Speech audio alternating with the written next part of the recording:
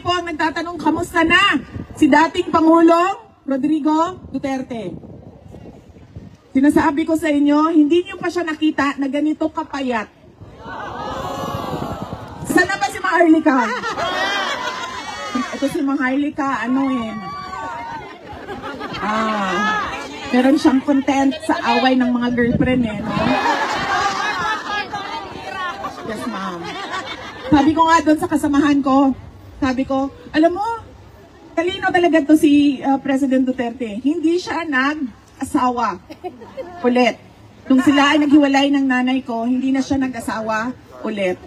And therefore, ngayon, wala sa kanila ang makapagsabi na siya ang pwedeng magmamay-ari kay dating Pangulong Rodrigo Duterte. Dahil lahat sila ay pare-parehong girlfriend lang.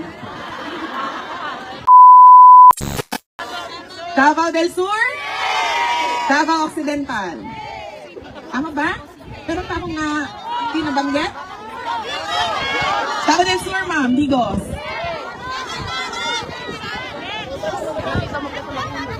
Ito kadungong.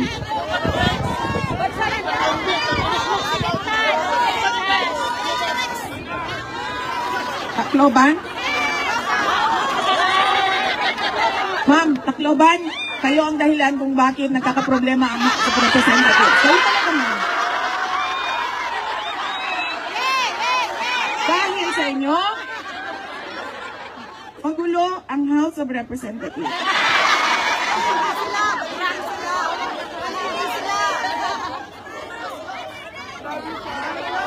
Bakit daw ba ako nandito? Yun ang tanong nila lagi. Unang-una, wala po ako dito for the interim release. Pero nandito po ako dahil sa International Criminal Court at sa kaso ni dating Pangulong Rodrigo Duterte. At dahil sa ating bayan. Dahil ang dami-dami nating, dami-dami nating reklamo, ang dami-dami nating gustong makita sa ating bayan, pero hindi natin nakikita yon. Sabi, meron kaming small meeting consultation. Dahil napakahalaga sa amin ang mga input, advice ng Filipino communities abroad. Bakit ba? Dahil kayo yung nakatira, nakatrabaho sa iba't ibang bansa. And therefore, you have seen the best of the world and the best practices of governments around the world. And what is our dream? What is our vision?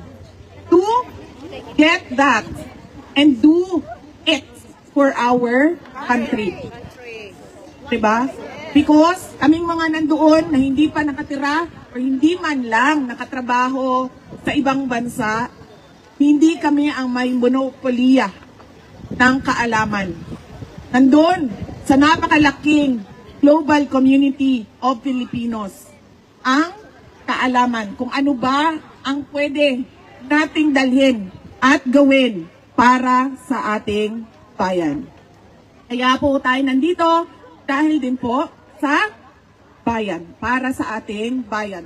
But before that, I would like to talk about former President Rodrigo Duterte and his influence in my life. Marami po ang nagtatanong, kamusta na si dating Pangulong Rodrigo Duterte? Sinasabi ko sa inyo, hindi niyo pa siya nakita na ganito kapayat.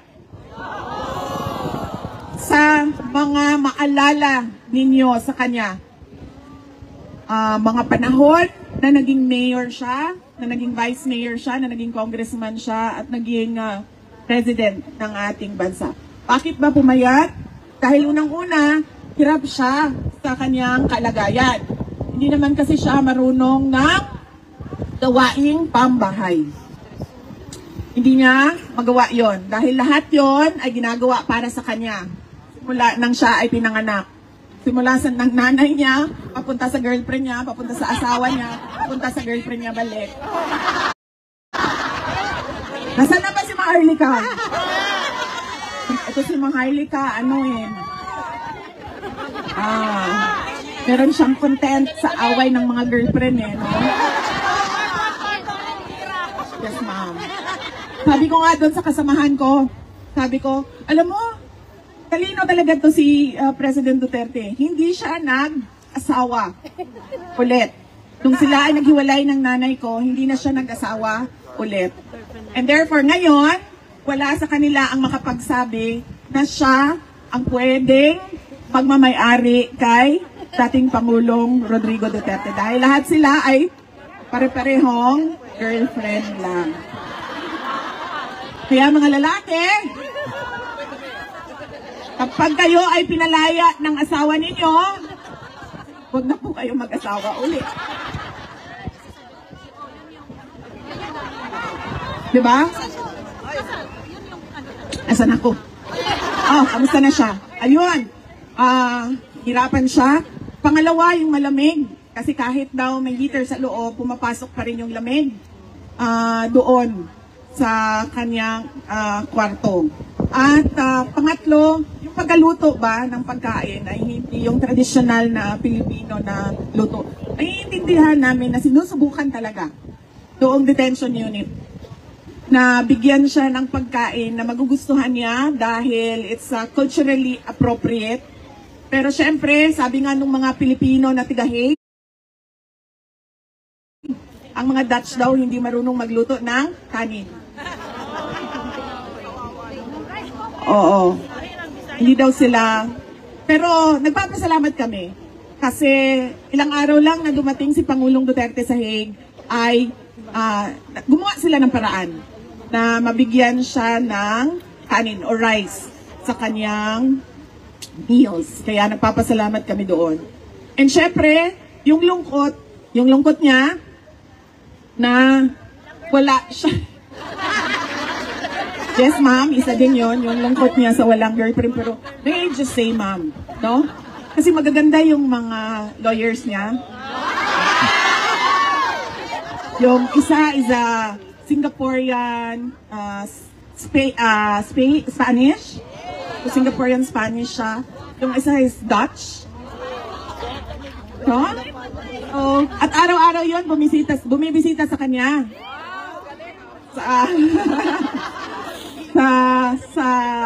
Sa detention. So, every morning, meron siyang lawyers conference. At masaya ako dahil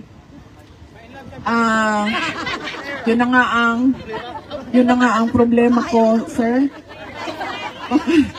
Makaligawan ba? Matinik pa naman yon si PRD.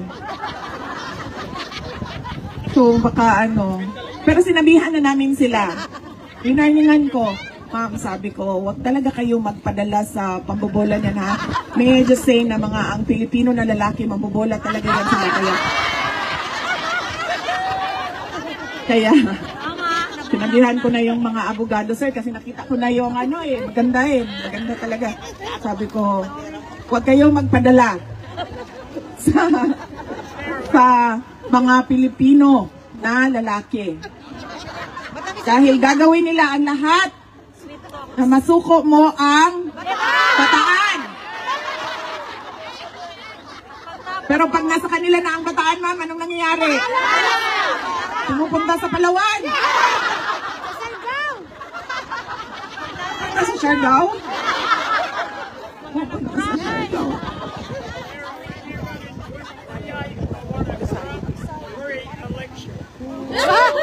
When you run in Yes. 48, you want to corrupt free election. Yes. That is what we are working on, and that is what we are pushing for with our senators that are allied with the political party of President Duterte. Discuss ways where we can improve on the election. Overseeing your election.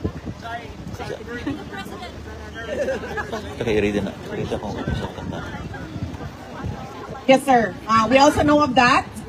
There is some sort of foreign interference and influence in Philippine government and political affairs.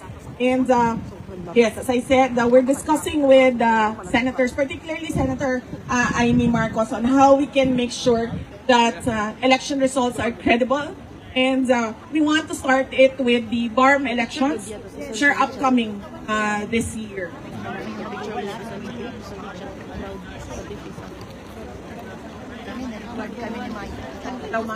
Daw ma'am, di ko kadungog ma'am. Yes, election. Farm po tayo. Puno tayo.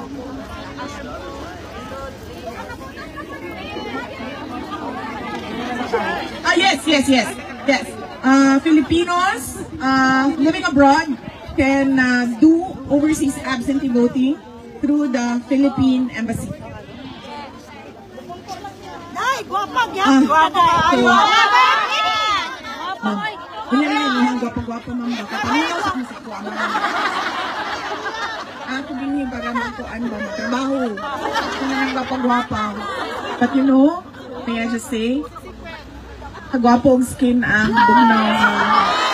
Ang maganda ng kutis, ang malamig na klima. Alam mo ma'am, noong isang araw naglalakad ako, sobrang lamig niya, di ba? Gumaganda yung kutis mo kasi nagsasarado yung pores mo.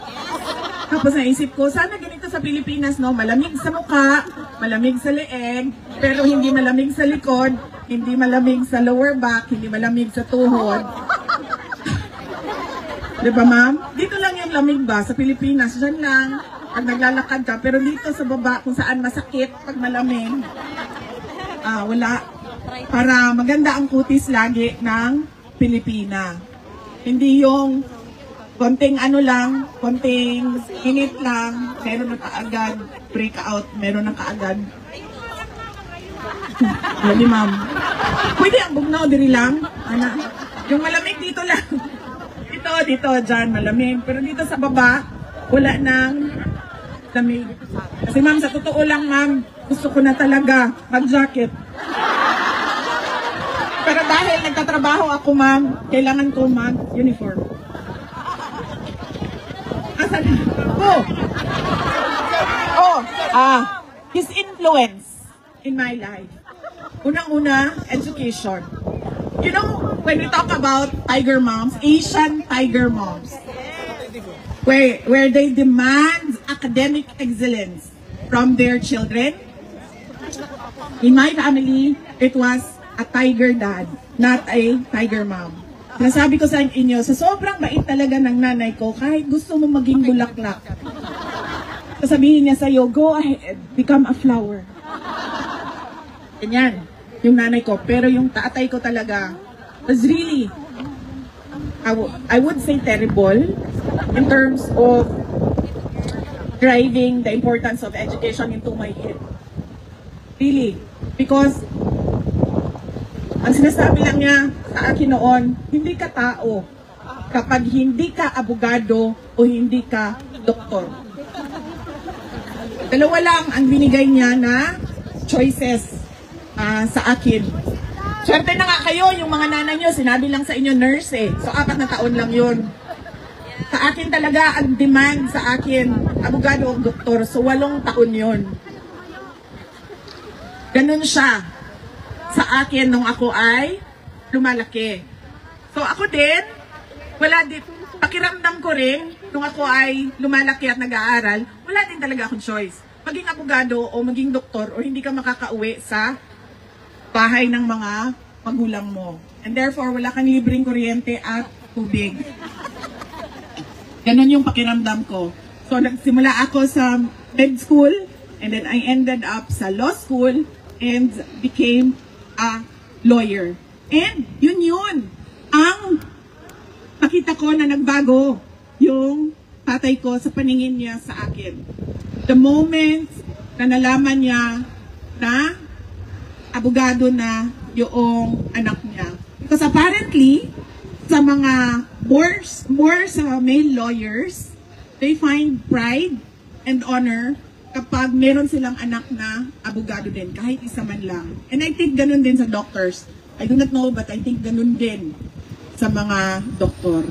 Kaya, wala nang ibang paulit-ulit na sinabi sa akin, tatay ko, kailangan mo maging doktor o kailangan mo maging abogado. So it was a childhood with a tiger dad, not an Asian tiger dad, not an Asian tiger mom. Ang pangalawa pong natutunan ko at paulit-ulit na sinabi sa akin ni Pangulong Duterte, sabi niya, you make your own history in this world. So therefore, sa lahat ng desisyon mo, ay hindi ka pwede magturo ng ibang tao sa mga maling nagawa mo sa buhay mo. Kaya ma'am, balik tayo sa iyo. Nagpapatawad ako ma'am. Hindi ko kasi alam na si BBM. Hindi ko sinasabi ma'am ha, na kasalanan mo at binoto mo si BBM. Hindi ko alam ma'am, talaga totoo. Hindi ko rin alam talaga. Na, ang akala ko kasi, ang buong akala ko ma'am, dahil, syempre di ba, we had that dark past in our country. And the principal figure of that was Marcos Sr. So I was thinking that he would want a legacy Yes. that is better than what we had before. So,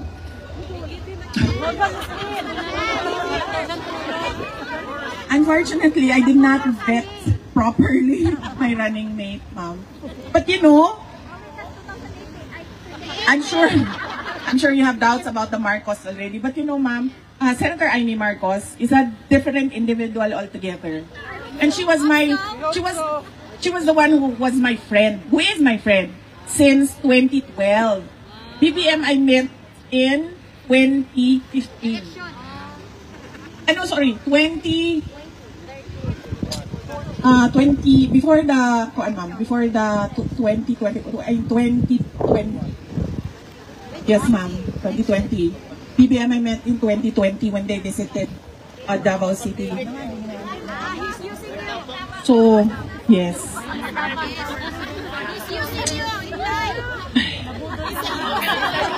And as PRD said, you make your own history in this world, and I apologize for that decision, ma'am, to run with Bongbong Marcos. Asa man taga-Sigihor din eh?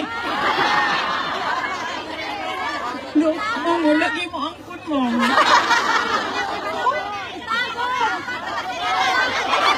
Ana! Nangkot na. Ma'am, budat-buduting.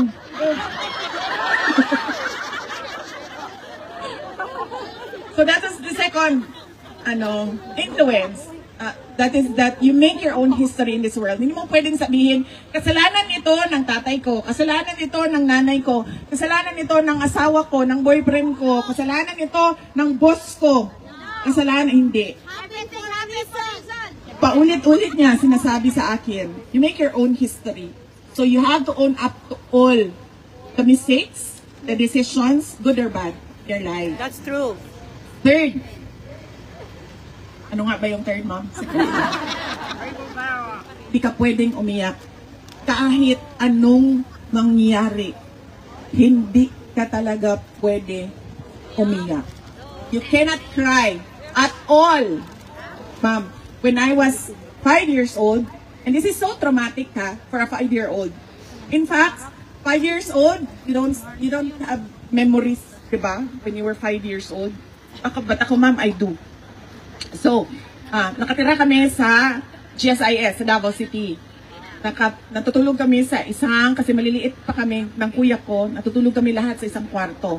So, ang katabi ni, dalawang kama yan, ganyan. Ang katabi ni Manong, si Mama. Wala pa si Baste noon, ma'am, kasi GSIS pa ito. So, this was in the 1980s. Early 1980s. Tapos, ako and then si PRD. And then, you know, ang bata ba, hindi mo alam kung ano, hindi ko na maalala kung ano yung reklamo ko at ano yung, kung sa to akong sapot, hindi na ako makahinumdum. Pero, nabuisit siya sa akin, umiiyak ako, sabi niya, huwag kamiyak. Sabi niya, tas, di ba, I mean, sinusubukan natin huwag umiyak, di ba? Pero nandiyan pa yung, and then even sobbing is not allowed.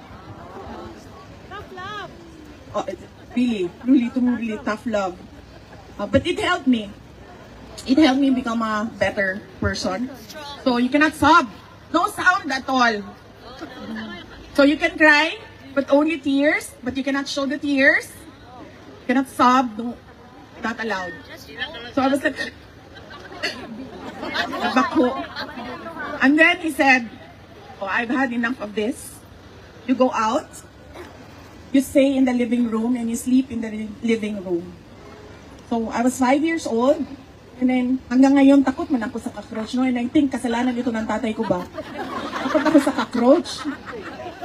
You know that flying cockroach? Huwag yung mga maliliit na cockroach na yung mga lumilipad, yung pag tinignan mo siya, pupunta siya sa iyo. Yung mga ganyan na cockroach. And then, sent me out into the living room to sleep in the living room, and then he locked the bedroom door. So they can sleep peacefully, and then I can cry freely outside. Oh. And then when you're 5 years old, your imagination runs wild. It was dark. I cannot reach the light switch. So it was dark, and the only light is from the outside ba, the street light. And then I can remember, ang imagination ko, ang sobrang laki na daw ng mga cockroach. Mga ganyan na, yung imagination mo, tapos habang natutulog ka, gagapang sila lahat sa iyo, mga ganyan. So, ganun siya. Hindi ka pwedeng umiyak at hindi mo pwedeng ipakita ang iyong mga luha. Noong isang beses, magkasama kami ni Kitty na bumisita sa loob ng detention unit.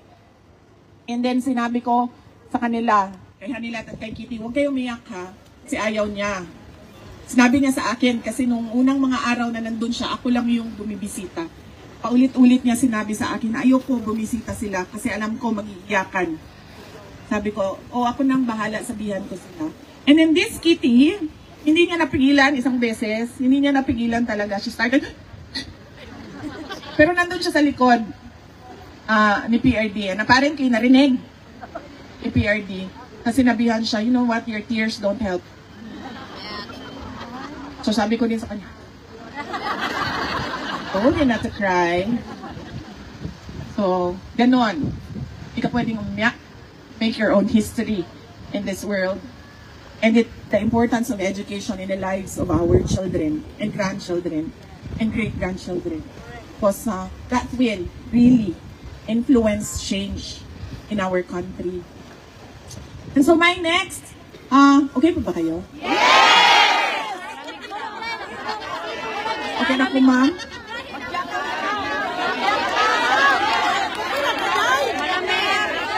Okay na, ma'am? Okay na, ma'am, pero tulo na sipon, ma'am.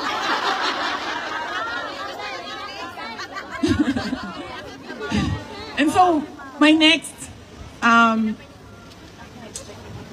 topic for us to discuss about is the International Criminal Court and what the administration did to President Rodrigo Duterte. Alam nyo, marami ang nagsasabi sa akin, nasaktan talaga sila nung nakita nila na hindi pinalabas sa airport, dinala sa Villamor Air Base at tinulak paakyat sa aeroplano, and he was too weak to run and resist what they were doing to him. Pareho tayo, ma'am.